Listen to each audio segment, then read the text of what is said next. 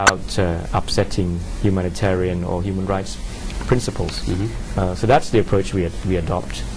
It's not always easy to strike the right balance, but it's our every intention to do so. Do you think enough has been done in the past administrations in Thailand? I'm sorry? I mean, do you take a different stance than the past administrations of, say, the previous governments in Thailand in dealing with this problem? Will your approach be different? I think there's been, we emphasized constructive engagement, and for previous democratic administrations, we attached great importance to human rights and also humanitarian treatment of people who are affected, and that's the stance we take. It's probably different from a number of administrations over the last 6-7 years.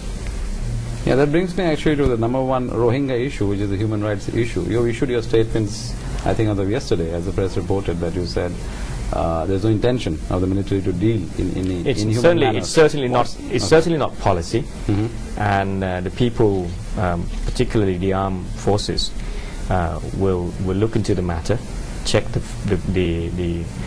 check out the facts, and if there are officers involved, they will be punished. So that's your stand as the Prime Minister, that you are not as of today sure what happened, but you want to investigate, find the facts, take action. That's right. Okay.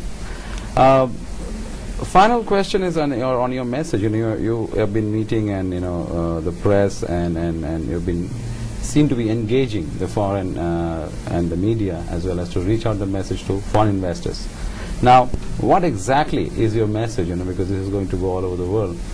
Is that foreign investors? Why should the foreign investors come to Thailand? Well, basically, Thailand is back in business.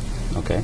And the things that people have over the years come to know and love Thailand are still here, and that the images that maybe they've seen of Thailand over the last years is a thing of the past. So you're saying that such a thing will never be repeated again? We will make sure that they will never happen again. So, and in terms of incentives, is there something that you're going to, because you're competing with your ASEAN neighbors now, though you're single market, but you're competing too. Yes. What is it that Thailand offers in addition to, say, Vietnam or other neighboring countries in terms of a healthy competition? I think one thing that we do have is a very balanced and diverse structure. We have an agricultural sector that has great potential. We continue to export food. We have some key industries that we've developed over the years: automobiles, textiles, electronics, and there's also a great room for growth as far as our service sector is concerned. And people are very familiar with how service-minded Thai people are. So that's the production structure.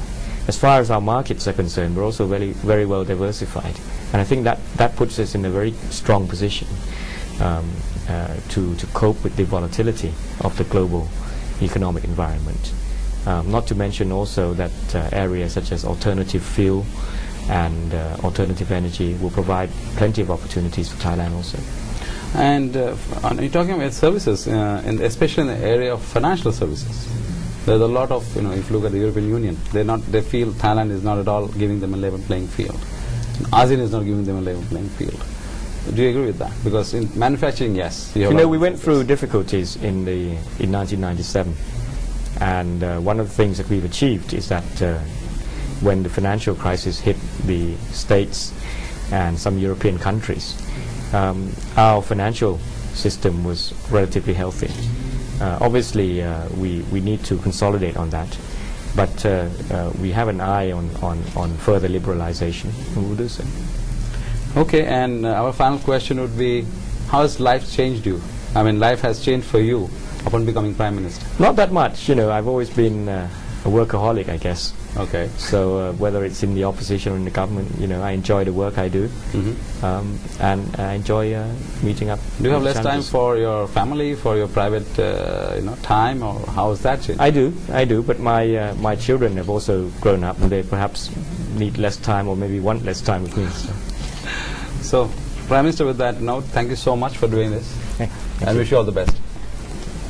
So that brings an end to our interview with Prime Minister Abhisit Vejjajiva. We'll see you next time, next month. Thank you.